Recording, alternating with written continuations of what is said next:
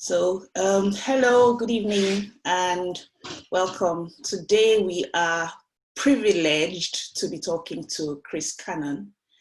I met Chris in a coaching group that I'm part of. We were taking the same course, and we just all met in the group, and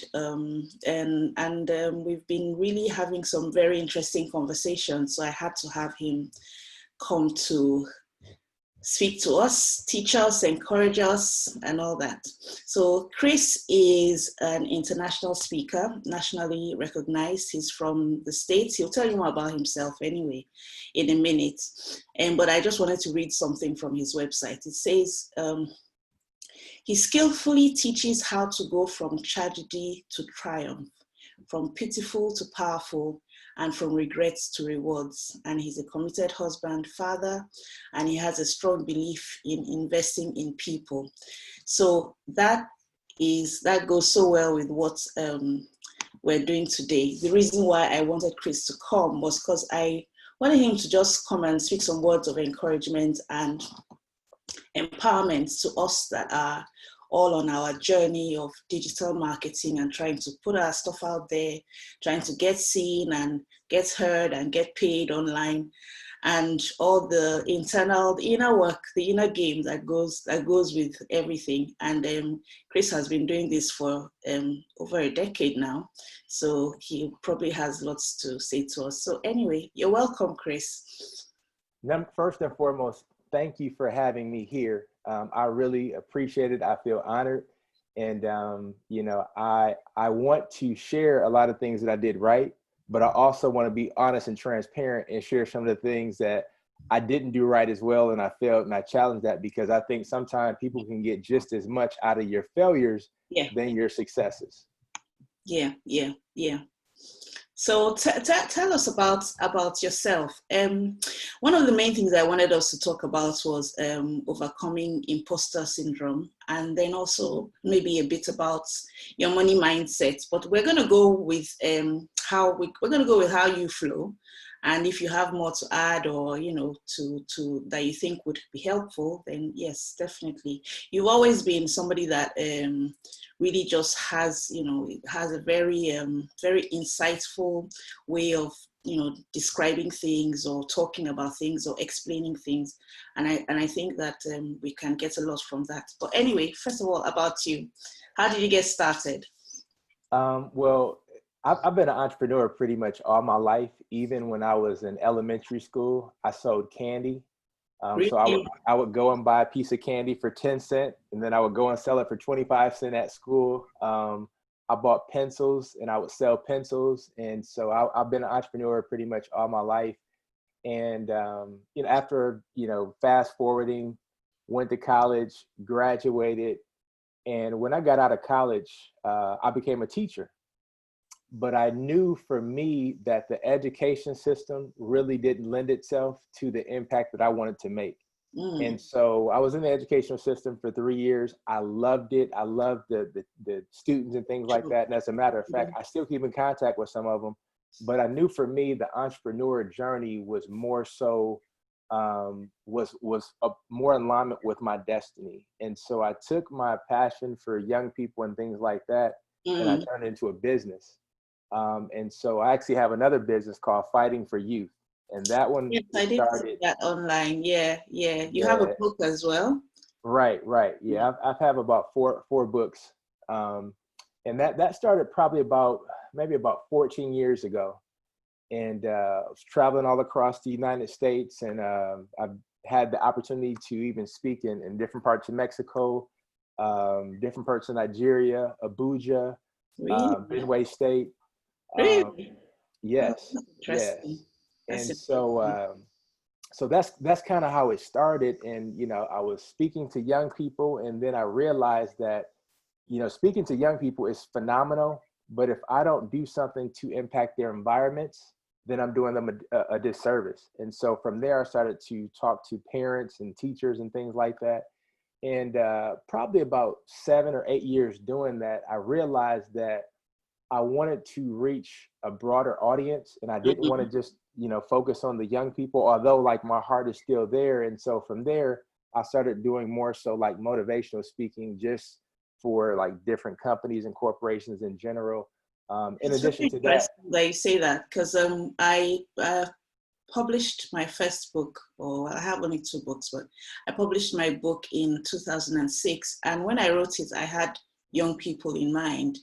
In fact, it was called Talk to the Shoe because I had this, my husband's daughter, at the time, she was a teenager at the time, and she was crazy about her shoes, but I didn't feel that I could, about her trainers. She loved all these trainers that, young London youth scene. But I just felt I couldn't reach her. So I just thought, okay, I would, what if her shoes were going to talk to her, maybe she would listen to her shoes if she didn't. So that's how the book came about. But funny enough, just as you say, I wrote it for young people, but then it now relates even to, everybody, really, to older people, to anybody who has a big dream that they're going for. I love that title, by the Yeah. way. That is a phenomenal title. Yeah, I did change the title though, because I republished it in 2015, and then it's called The Pursuit. Now it's called The Pursuit, but the same book. Okay. The same book. Okay. Yeah. But that's amazing though. That's amazing. So you kind of started somewhere, and your journey evolved. That's something that I always talk to people about, that, just do what is in front of you, because you don't know where it's going to take you. Right. Instead of trying to know all the steps along the way, you never know, you never know where you're going with what you're going. Just to, do what you but that's amazing. And So you're a it's so speaker. important what you mentioned, because like I think sometimes people, when they start something, they feel like I have to do this for the rest of my life, even in Mm-hmm. entrepreneurship. And Mm-hmm. it's like sometimes you start one place because it's really introducing you to where you're ultimately supposed to be. Yeah. And so for me, and I think you're going to ask me something about speaking, but when I became a speaker and I was traveling all across the world, after I wrote my first book, so many people would ask me, how did you write your book? How did you start your business? How did you create those video products and things like that? And so I found myself teaching entrepreneurship and coaching. And then it just allowed me to see, like, this has been my passion all along. It was just this path that allowed me to get there, because otherwise I wouldn't have seen it. So allowing yourself permission to evolve as things get clarity from taking action moving forward is something that I think it's important for all of us to give ourselves permission to do. Permission. That's a big word. Let's talk about permission. Um, the way the world is changing, the world of entrepreneurship is changing, and a lot of us are still trying to move out of the mindset of, somebody has to give you permission, someone has to give you a title, or someone has to give you a certification, or somebody just has to give you permission in some way for you to do what it is that you are trying to do, but what can you say about, us giving ourselves permission? I think when it comes to permission, there's three issues. Media, number one, educational system, number two, and marketing, number three. And here's why I say that, because in the media, there's so much programming taking place that some of us don't even realize that's happening to us as we're watching the media. I mean, you think about this. My first time in Nigeria, I understood that there is a totally different definition of beauty here than it is in the United States. Oh, tell And me. some of the women in the United States that feel like they're ugly and they're not enough, and you go to Nigeria and it's like you are the queen over here. Like everybody Let me loves just and tell you something so funny. I had a conversation just a couple of weeks ago with a potential client, and she was talking about how she was really skinny growing up in Nigeria, and she was severely bullied. She was telling me all the names that people would call her. You're a lizard, you're a cockroach, you're and I mean, because it's just like almost the opposite of what you're saying, so over there being skinny was like So I said, oh, you must be one of those people who would wear like shorts or jeans under your skirt. She was like, yeah, because you're trying to be big. Because big is what people are, people say is beautiful, and then it's the opposite over here. So she had it, bad over there, but now she's here. She's like, she's won the genetics lottery, she said. So it's perception, like you said. Media just programs us to in so many ways that we don't even realize, in so many ways that we don't realize. And it's interesting because it's like literally we're giving our power over to somebody else's opinion of who we are. And it's like, and I love that, because just being totally transparent, most women in my family are like, they look like the beautiful women over in Nigeria. But in the United States, they're not viewed the same way. But the thing that I think is so important for us to understand, but it's not so much how somebody else views you, but it's how you view yourself. Yeah. Because it's like a lot of times what people are attracted to is not so much how you look, but how you feel about yourself. Because I'm sure there's all been times where we see somebody, and not to be mean, but we are like, man, how did this person end up with that person? Whether it's money or looks or whatever, but Yeah. it's because of how that person thinks about themselves. Our opinion of it doesn't matter, because their opinion trumps anything that we think about. And that's what's so important. But when you think about the media, they program us every single day, every second of the day, to think that this is how you have to be. And if you're not this, then you don't fit the mode or whatever that is. And it's like, well, whose standard is that? Yeah, and then you now say to yourself, who am I to want to whatever? Who do I think I am? Why do I? So that's where that imposter syndrome. I mean, I have a friend, and I know she'll be watching, but I will not call your name. And she was saying just to put up a website and to say, I'm an expert in this, which she is an expert in, but she felt so much of this imposter syndrome, like, who do I think I am, kind of thing, and it's a very real thing. Yeah. It's a very real thing, and it's so weird. I was listening to sorry, I'm hijacking you. We're good. We're flowing. I was listening to a webinar just not long ago, and the lady was teaching something, a different way of doing marketing. And she said she had to get over that thing of that thing that you hear out there, that, oh, you have to have this number of followers before you can you have to have these logos of, how Huffington Post, Entrepreneur, right, Inc., all those logos that people put on their website. She always felt that she had to have all those logos and all those what do they call it, social proof, right, before she could actually make money or actually, really do well online. And she has to actually consciously get over it.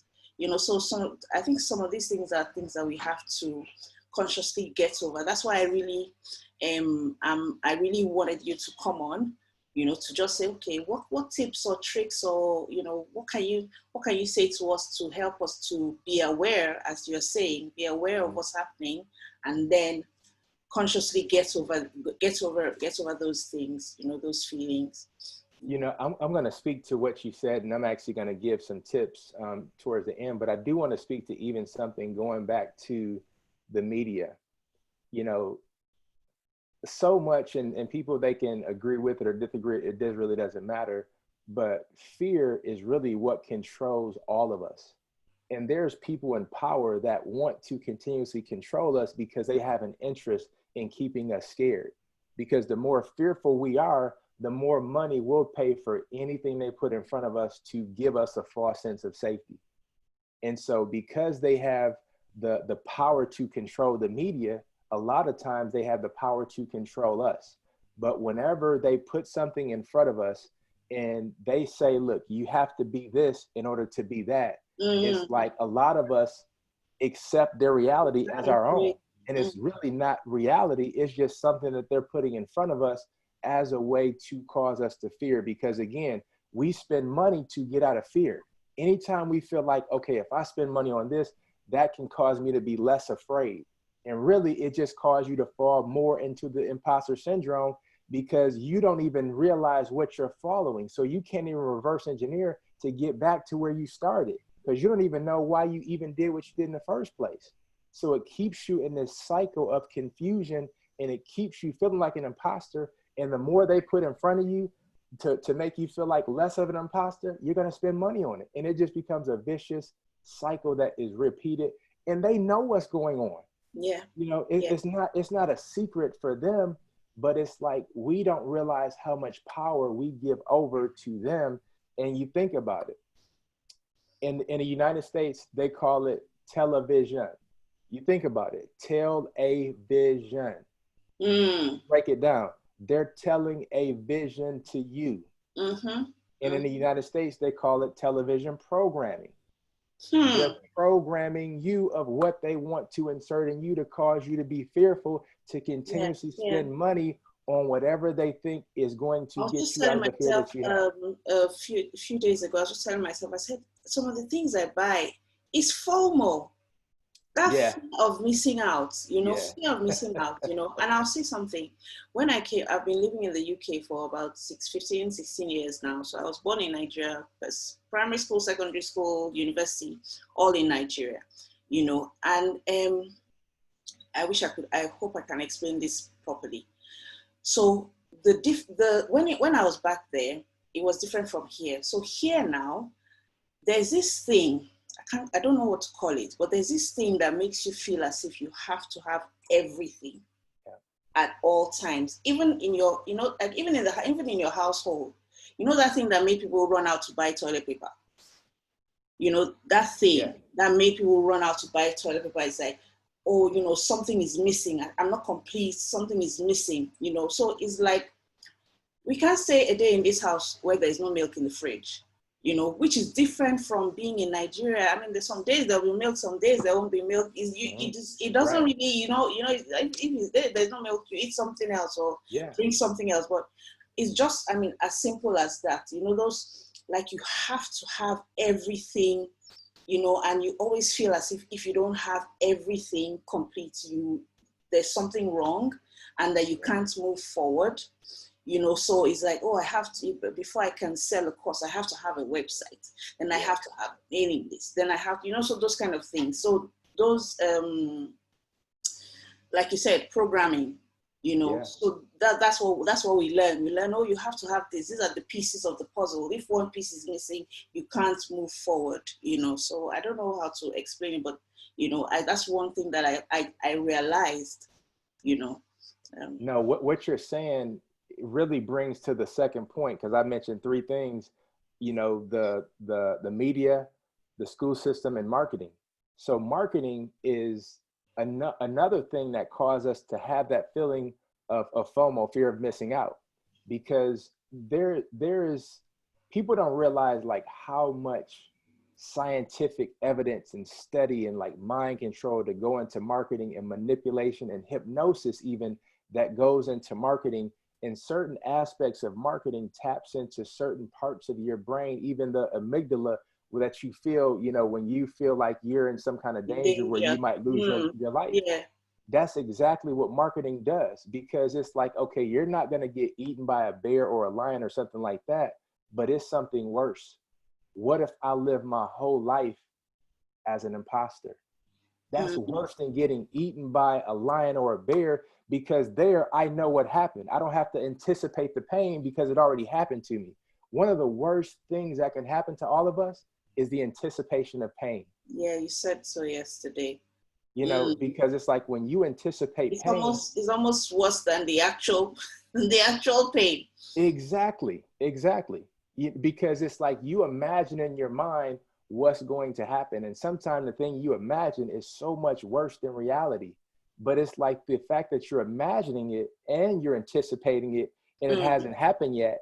And it's like, it still hasn't happened yet. And it's still, so it's just time that you're just continuously spending, just really like harming yourself and like living in a state of torture, but a lot of it is coming from the marketing messages that we see. And listen, if I don't get this thing today for $19.95 or $1,000, man, I'm going to be a loser for the rest of my life, you know? And it's like, that's their job, to make you feel like you're less than if you don't get this thing. And so often we don't realize that our success is breaking up 100%. 100%. I love marketing. I love marketing. In fact, it's funny because one of the things I like to give bite sizes of, I don't know the word. I keep mixing up the word. No, you said it. Bite sizes of information, you know. And one of the things I made a note of to say was that when you're trying to sell something, there's two emotions that you play with, and they're fear and desire. Yeah. It's fear and desire. All marketing is all about the fear and the desire. If you can do both of them at the same time, all the better. You know, but it's always all about fear. Like you said, I've never really paid so much attention to the fear side of things and how people use, you know. So this is like really eye-opening for me to realize that people really use fears to control people, to get people to do things and you know, draw them to them or whatever it is, you know. But it's always about fear and desire, you know, when it comes to selling things. And you know, fear is used so much. I think fear is used 5 times more than desire, because you know, and the reason being is because when you think about desire, it's like that's connected to something positive, but when you think about like fear and everything else on the opposite thing, it's like it's all negative. And let's say you're out in the world somewhere and 37 people tell you you are the most beautiful woman that I've ever seen in the world. And you get one person that said, listen, I've traveled a lot of places and I've never seen anybody as ugly as you. Who are you going to think about, remember? You know, you think about the one person, because negativity is so much more powerful than positivity. And so that's why, like, people don't realize this, is like when you're in a space where people are negative, you need 4 times the momentum to combat the negativity. So when you hear something negative, you need 4 times the amount of positivity to combat that one aspect of negativity. So what does that look like? What would that look like? Give us an example. So a prime example is, again, like, especially here in the United States, there's so many different messages about what beauty looks like. So you have these girls, I mean, young girls, 14 years old, 16 years old, you know, that are now cutting themselves. You know, they're cutting themselves, they're committing suicide because they don't measure up to what the media says is beautiful. Yes. And so what that looks like in real time is, okay, none of us can just shield ourselves from the media, you know, just forever. But number one is cutting down on the messages. But as a young girl, it's like hearing from her father how beautiful and how special she is, not because of what she can do for somebody, but just because she is. Reinforcing that from her mother, that, you know, she's valuable, she's an asset to the world, and really being genuine about her specific qualities, because we all have some phenomenal qualities that we bring to the world that nobody else brought up.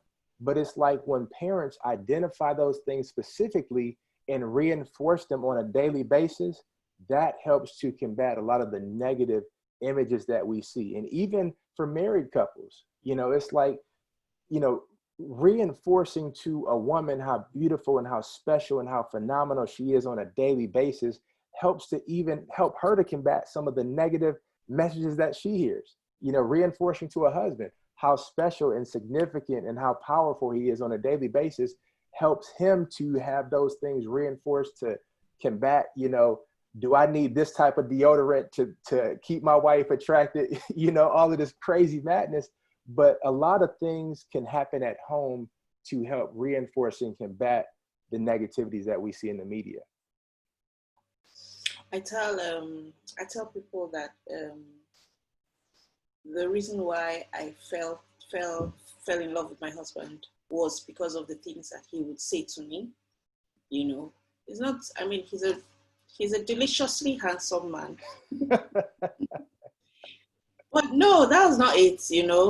That was not it. It was the things he would say to me, he really affirms me, with the words that he says, sometimes I think he's kind of like, trying one on, but, but he just, it's the things that he says to me that, help me, give me confidence, and just, make me kind of like settle me kind of Yeah. thing, and there's something about, because some of these things you can't really, you have to either work hard at it to kind of like talk to yourself, that kind of Hmm. talk to yourself, or, it's not something that you can force or fake. No, You no. if you don't have that, that settled thing in you, you know, I think that's probably one of probably many reasons why I don't limit myself in, where I go or what I Yeah. aspire for, or that kind of thing. I don't, I never say to myself, oh, I can't go there because, oh, I'm too old, or I'm too young, or I'm too short, Right. or, too big, or too.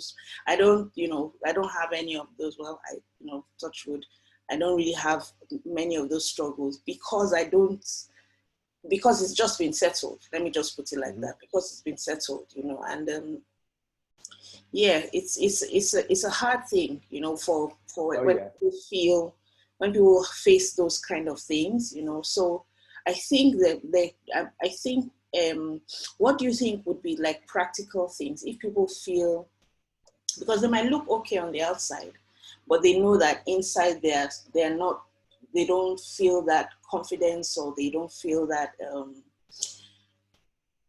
assurance or whatever. Mhm. What kind of things can they do practically, to help themselves, you I know? think I think things that people can do that's very practical is really think back throughout their lives and find 5 to 10 things that they have succeeded in, or like they've made a difference in somebody else's life, or they've overcome some kind of hard challenge, but they felt great when they got on the other side.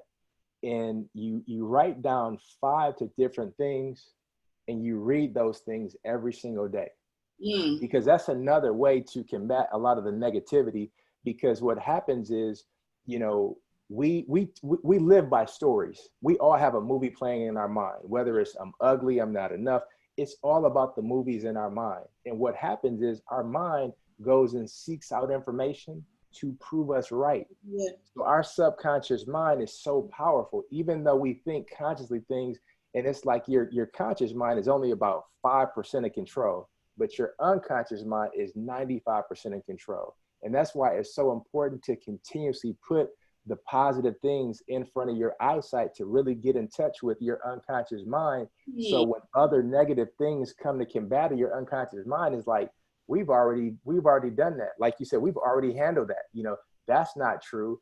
That's not a part of us. That's not in alignment with who we are. So we're not even accepting that into our minds. And mm, so it's like when you find 5 to 10 things that you have succeeded in, that is your evidence to combat the negative things that try to get you to find negative evidence to prove that you're not yeah, enough. Because it's all about finding evidence to prove whatever we want to see.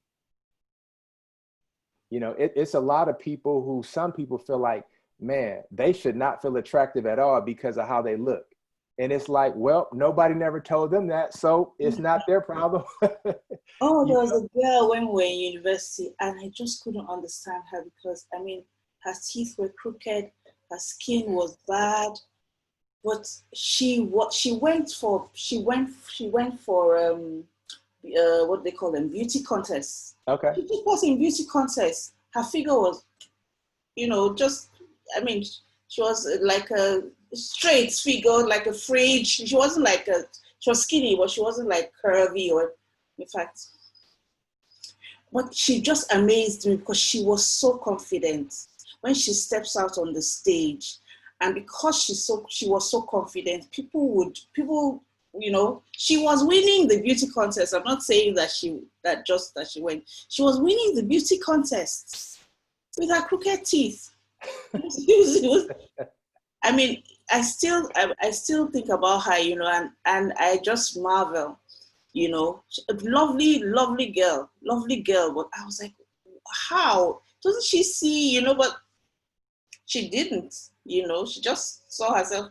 She felt she was beautiful, and there was nothing anybody could do. In fact, you yourself, you the person will start thinking, maybe she's beautiful. She actually looks beautiful. She does this, but you know, she's not that, but you know that, but you know that that's how it Oh is. yeah, yeah. Yeah, Because they convince you to doubt yourself. Because yeah. what you thought was true at one point is like they're living this confident. So maybe it was me It's that not was you, wrong. yeah, exactly. Maybe it's you that's not seeing the, you know, what other people are seeing or whatever. But Yeah. that's really You know, there's a movie that I encourage every woman on this earth to watch, and it's called I think it's called either She's Pretty or She's So Pretty. And essentially it's about a young lady who, you know, from where she live and her standards, she's overweight. She's at this gym on an exercise bike, and she falls and she hit her head. And when she wakes up, she looks in the mirror and she's like this skinny, beautiful, attractive woman that everybody likes. But in reality, she's the same exact person. She just hit her head and forgot who she was. But that movie is phenomenal. Number one, it's funny, but it really gives a realistic message of how people are drawn and attracted to you based on how you see yourself. mm-hmm, mm-hmm, mm-hmm. I mean, that's a writer down, as you said. People are attracted to you based on how you see yourself. I mean, that's Yeah. just it. That's just it, you know. So you be think you don't want to start saying, what about my? There's this lady that came to me and she was like, oh, I need you to help me, you know, but oh, my English is not very good, and her English was perfect. Her English was good, you know. My accent is funny, and I'm like, there's nothing wrong with your accent. There's nothing wrong with your English, but she didn't believe me, you know. That's what she had told herself, and that's what she thought was, and she's such a talented lady, you know. But that's what she was like, oh, I need, so it's almost like, oh, I need to fix this Mm-hmm. before I can come out, or I need to fix that, you know, or finish this before I can come out or step out or whatever, you know. And I think one of the main things that I really, I mean, if I was to stand on a soapbox and, you know, get a megaphone, one of the things I want to tell people to do is just to show up. You Yes. know, show up. You Yes. know, show up as yourself. Show up as powerfully as you can. You know, and I don't know. Please join my cry. What would you say? What would you say?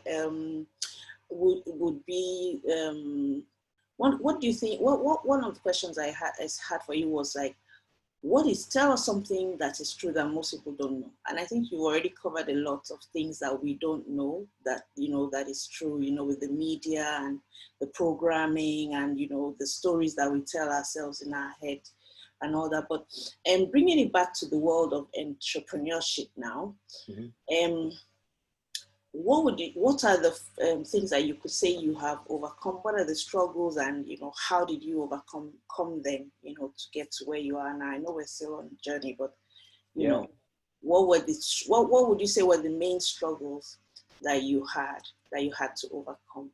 Well, exactly what we're talking about in terms of the imposter syndrome. I struggled with that for a long time. Um, and the thing that caused me to struggle was even going back to what we were talking about in the very beginning regarding permission.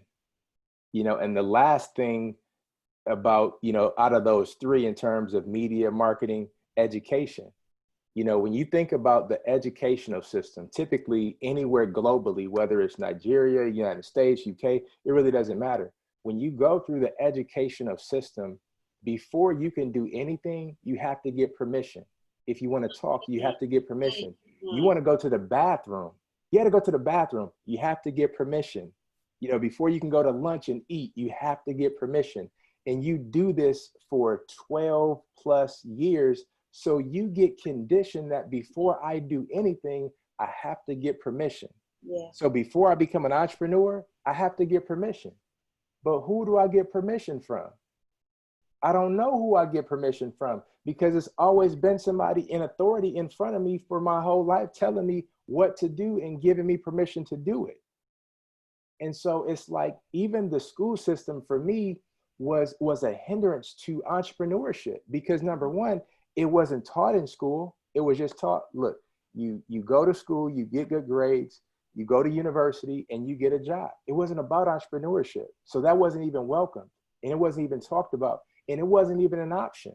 But in terms of like getting permission, that was one of the things that I struggle with as well, because I'm like, number one, who am I to be an entrepreneur? But also, who am I to teach anybody anything? Because to be a teacher, you have to have all of these different credentials that all of my teachers had that I don't currently possess.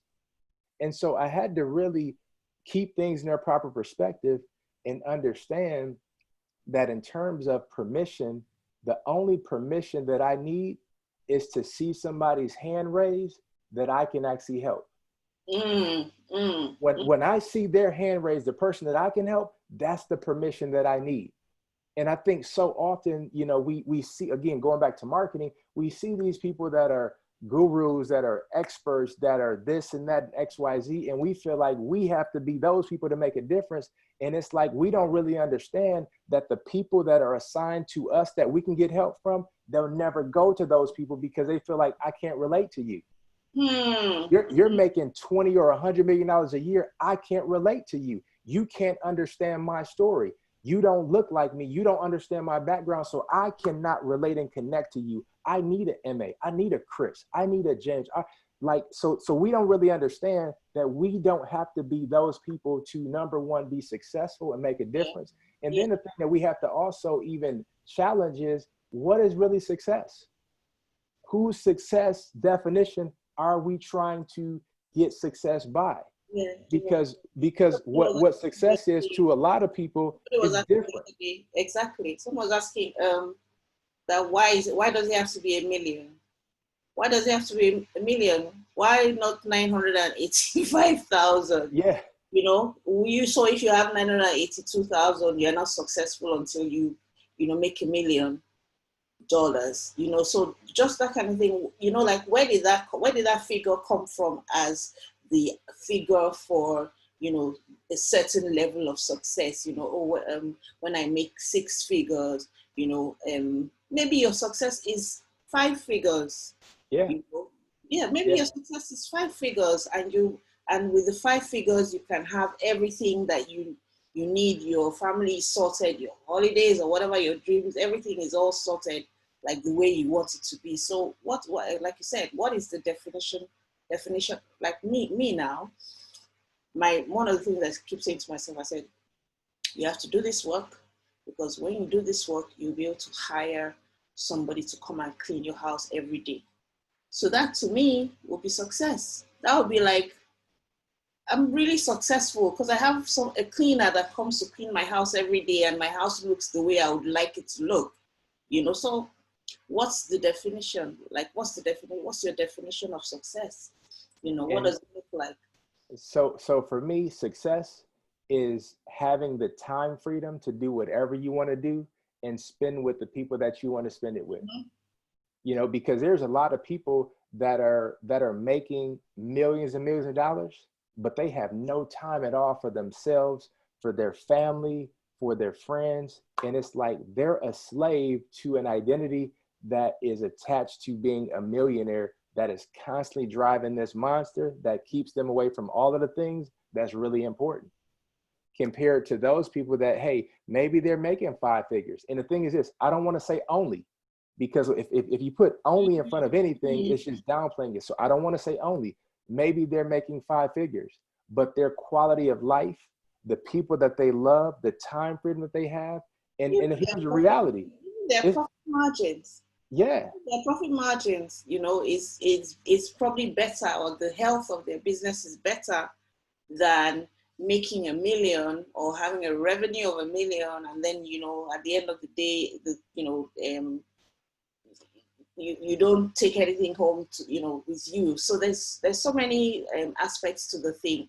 But what we're talking about really is just like instead of that, we need to not be blindly following after something without realizing why we're going for it. Right. There's nothing wrong with making a million. I would like to make a million, but there's not. So we need to know why are we going after it? Not just because they say that is what everybody needs to go. It's like, oh, when you're rich, the first thing you do is to buy a Mercedes Benz, or when you're rich, the first thing you should buy is a Rolls. Those kind of things. Yeah. Where do you get that from? Where does that come from? And why do we just accept it? We just accept whatever it is that people are saying. We should question some of these things. Yeah, no, I totally agree. Yeah, and I think the big thing about even making money, it's not so how much money you make, but it's about how much money you keep. And a lot of these people that are making millions and millions of dollars, at the end of the day, they don't really have a low lot, because they spent all of their money trying to impress us that they actually have it. And so they're broke at the end of the day because they spent all of their millions trying to impress people like you and I. So there's people like you and I where a lot of people don't know, but we actually have more money than these so-called millionaires, because we're not buying, the $50 million houses or renting these cars for one video to impress people. So we're actually better off. Okay. Okay, so I have some random questions now. So how would your parents describe what you do for a living? My parents would say, I'm an author and like I help people. Sometimes they don't really understand the specifics, like my dad, maybe more so than my mom, because he's an entrepreneur as well. He owns a clothing store, but he doesn't really understand all of the online stuff. So they would just say, he's an author and he makes money helping people. Okay, so tell me, what advice would you give to someone taking the next step in their journey? What's the next step advice you would give to someone? I would tell people the first and foremost is to get clarity. Because the thing is this, you can have so much passion, you can have so much energy, you can have so much drive, but if you put all of that going in the wrong direction, you're never going to move ahead. And it's very important to get clarity, because again, it helps you to build on the previous. So you look at a lot of people that are extremely successful right now, and people will say that they're overnight success. And it's like, no, they've been working for 15 years and you're just seeing the success of what they worked towards for the past 15 years.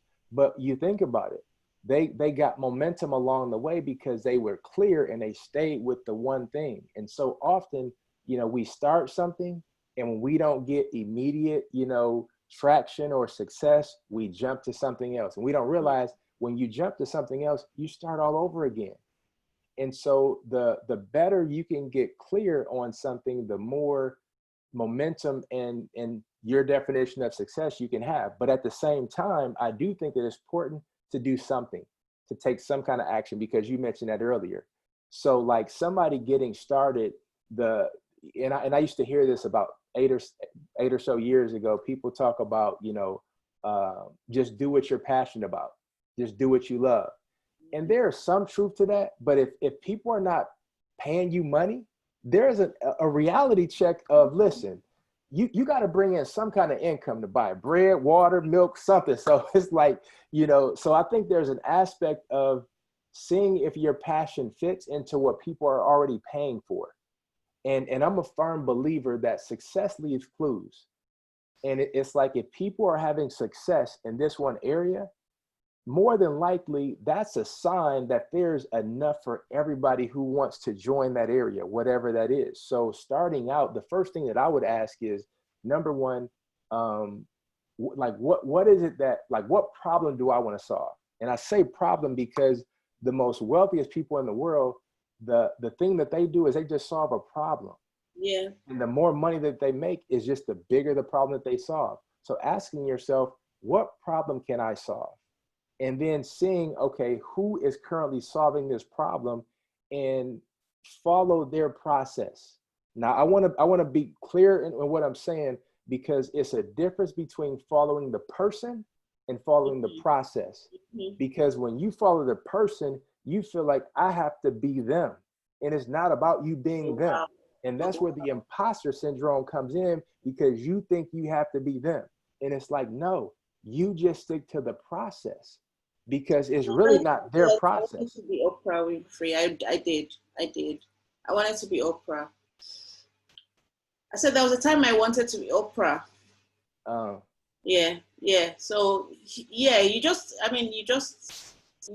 it's following their process instead of following the person, so that you can still follow the process and still be yourself and express it as yourself, not like there's something that there's somebody that said something about how whenever, I think it was a writer or somebody, and she said, or he said, people always ask him, oh, what kind of computer do you use? What kind of pen do you use? And because they feel that, oh, if I use the same pen, or if I use the same computer, or if I use the same program, or if you're using, like what's the thing that we're talking about, Kajabi. If you're using Kajabi, and they are using Kajabi, then maybe I will have the same success that, they do, that kind of thing. And we do it. We all do it anyway. We all do that. And you bring up a good point, because there are so many women, no matter what they look like, that wants to be Oprah. And there are so many people back in, the day that wanted to be Michael Jordan. But when you really go behind the screen of their real life, not the one that's on TV, it's like, okay, as a Michael Jordan, do you want to have a gambling problem? Do you want to lose your father to being murdered? Do you want to go through divorce? So it's like, look, if you want to be them, you got to be all aspects of them, not just what you see on TV. And it's like, when you really go back and look at their life, it really makes you grateful for the one that you have that's not theirs. Because a lot of them, they're like, listen, if I can trade all of this in and just be you, man, I would love to have your hand and not my own. So we just see what's on the front, but we don't see the reality. We don't see the reality. No, we don't. Okay. Let me see. Do I have any more questions for you? Right. But thank you so much. That was really good. What to do next, what to do immediately, find something that it intersects between helping somebody as well as, solving a problem, as well as maybe something they are passionate about, Somebody spoke to me not long ago, and they said your business can either be your passion or it can be your vehicle. So it might be the thing it might be the vehicle that is taking you to your passion, or it might be your passion itself, so sometimes it just might be the means. Your business might be the means to an end, right? Or it might be the actual, what the actual end is, and both ways, there's no right or wrong way. Exactly.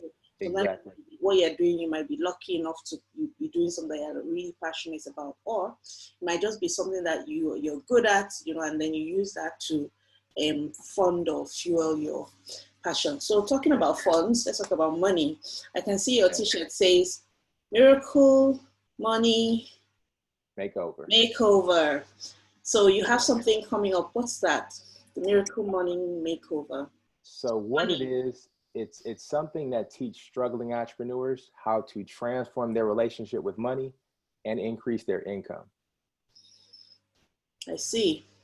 So how would somebody know that it's for them? Somebody would know it's for them if they identify as a struggling entrepreneur, and struggling is what their definition of struggle is. Maybe somebody who's been trying to make money online for 12 months or 12 years, and they still really haven't gotten any traction. That's the person that's identified. Or somebody who maybe they've made money online, but they have not gotten past a certain point. It's for them if they identify as somebody who's struggling, because whether you've made no money or whether you're stuck at a certain level, that still indicates that there's some relationship with money that you have that's keeping you from going to that next level.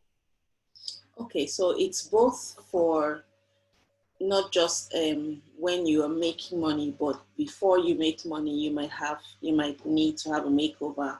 When you've made money, you might need a makeover to go from one level to the next level, kind of thing. You know. Exactly. And I can speak to that because I've been at both. I Mm, remember when I first came online, it was 3 or 4 years before I made one sale online. I mean, I'm doing everything that I'm thinking is right. And I remember getting my first sale for $10. I was so happy, amazing. you Yeah. know, but it's like I didn't know what I didn't know, but it's like then when I learned that process and it's like I'm making more money, I still wasn't getting over a certain amount. And it wasn't because of the process so much. It was because of my relationship with money. Hmm. Because a lot of times we don't realize that our success, 95% of it is from mindset only. Only 5% of your success is from strategy and tactics. But we spend 95% on strategies and tactics and 5% on mindset. Yeah. Because there's some people, they don't have a course, they don't have a mentor, they don't have a library to go to get a book, but some kind of way they find a way to make this business happen because of their mindset. Where you have some people, they have all of the books, the libraries, the coaches, the trainings, the teachers, the whatever, and they still don't make it happen because of the mindset. So either way, it's like it's going to work. It's either going to work for you or it's going to work against you. Hmm. But it's like the one that you spend the most time in, that's the one that you're going to get those type of results from. So when you spend working on your mindset, you're going to get the result regardless to what tools you have. Because sometimes people get caught up on what tool should I use? Yeah. Like, Yeah. listen, it's not about the tool, it's about you. It's about you. You're the product. It doesn't matter what tool you have. You're the tool. And as long as you keep looking outside of yourself for a tool, you'll never realize that you are the actual tool. Writing it down. You are the tool. Yeah. Oh, my book is called The Pursuit, and there's a it's like little, they're almost like little blog posts, so almost like short, very short chapters. One of the chapters I was talking about this thing that you just said, where um I was saying that I had found myself getting to the point of instead of just making stuff, because I used to make things by hand. Instead of just making stuff, I was spending a lot of time gathering the tools. I wanted I just wanted to have, I don't know, maybe because there was so many tools around or whatever, but you just find that, oh, I need this. Oh, if I don't have this, I can't make. Mm-hmm. Oh, if I don't have that, I can't make. I don't, so I was buying more and more tools, and I was like, before, I was actually talking about having the mind of a child, Yes. and then just you have an idea and you just go for it. You don't think, oh, do I have all the tools? Am I ready? Am I prepared? Am I good enough? Am I? Children don't do all that. No. They just stand up and they go. And that's so we're the tool. That's one that I'm going to just put in my pocket. Yeah. Yeah, yeah, But yeah. it's so true. And again, it kind of goes back to what we were saying earlier. Marketing is phenomenal because it causes you to feel like you need whatever is being marketed to you. And it's like, we really are the tool. You think about this. You mentioned just like billions of other women that you wanted to be Oprah. Oprah doesn't do webinars. Oprah doesn't do Facebook Lives. Oprah doesn't do Oh, product yeah, launches. yeah, yeah, yeah, yeah. She doesn't do 3 videos and video sale letter. She doesn't write email sequences. I don't think so. You know. She does none of that. But billions of people all over the world know her. Why? Because of her mindset. She determined in her mind of what she was going to be before she became it. So it wasn't about a tool, it was about the mindset. You look at any successful person, athlete, movie star, whatever, it's like it's their mindset. They determine in advance, this is what I'm going to be. And we don't realize that we have that same power, but we determine in advance, this is not going to work. This is going to fail. And the thing is, it's not even about the tool, because you can buy any tool in the world and you can make it work, but somebody else failed with the same tool because they determined and decided it's not going to work. Yeah, it's like the question I was asking in the coaching group that we're in. Do we call it a coaching group? Sounds good to me. Coaching, mastermind, whatever. We Yeah. have a group of half a dozen of us. Anyway, the question I was asking the other time was that, or the struggle I was talking about the other time was that I want to go to the next level with my membership group, and I want to have at least 100 members by the time I open up the membership for the thing. And I was saying that I couldn't see it, because I knew instinctively that if I can't see it in my mind, it's not going to happen. No matter what I do, whatever tactics I use, whatever tools I use, if I don't see it in my mind, it's not going to happen. So that was what we talked about and worked through, together. This, our secrets, we're not going to tell you everything, but, we worked through that and everything. But that is so true. If you don't see it in your mind, or if you don't have the right mindset, there's really almost like there's nothing you can do, things will, there's this thing they say about, even if you go up, even if you go up or explode or become rich or whatever, after some time you just come back to the level of your mindset. Somehow you bring yourself back down to that level that you're comfortable with, and exactly. Yeah, but I'm so grateful for talking to you. I think one of the biggest things that we've learned from you today is just to be aware. So to just have that awareness of what's going on around us and what's going on inside us, not to always accept everything that we think or feel, as really, really coming from us, so I think that's really something valuable that you brought to us. And of course, that insight into, the media, education system. What was the other one that you said? Marketing. That's amazing. Amazing. Okay. Yeah. So one thing that I'll share too, just with your audience, just because I want to touch on something about mindset and money really quick. The one thing that I think helps people is when they have other people relying on them. It's like whether you are a parent or whether you are a family member that really loves your family, sometimes you'll do things for them that you won't do for yourself. And so when you can leverage other people for your success, by all means do so. And here's what I think is something that's extremely valuable for people, especially if you're an entrepreneur, is to take your business and attach it to some kind of charity or nonprofit. So whatever charity or nonprofit that you believe in, attach your business to that. And attachment just means that, okay, for every $100 that I make, I'm going to give $1 or $10 for it. And the thing that you do to help you with the money mindset is you focus on how much do I want to give them? How much can I help them? How many people over there can I help? And even going back to what you mentioned about like the membership, so often it's like we don't accomplish things just because of the way that we're looking at them. So when you think about how many members you can have versus how many people you can help and how many people you want to help, sky's the limit in terms of how many people you want to help, because it's more so about them. Members are about us. Members are about us. What can I handle, as opposed to how many people do I really want to help? That's so, if I say, 100 people, because to me that's like, that's more about me. That's more about, okay, this is what I can manage, or this is what I can handle, or this is whatever, but if I'm thinking about how many people really need this, or how many people, can I help, or would I like to reach or help, then that gives it a completely different way. A meaning to it. Yeah, exactly. Yeah. But I think if you attach your business to some kind of charity or nonprofit, and you think about, okay, how much money do I want to raise for them? It's like your business skyrockets indirectly, because it's more so you like knowing that this company or this entity or this organization over here is relying on you.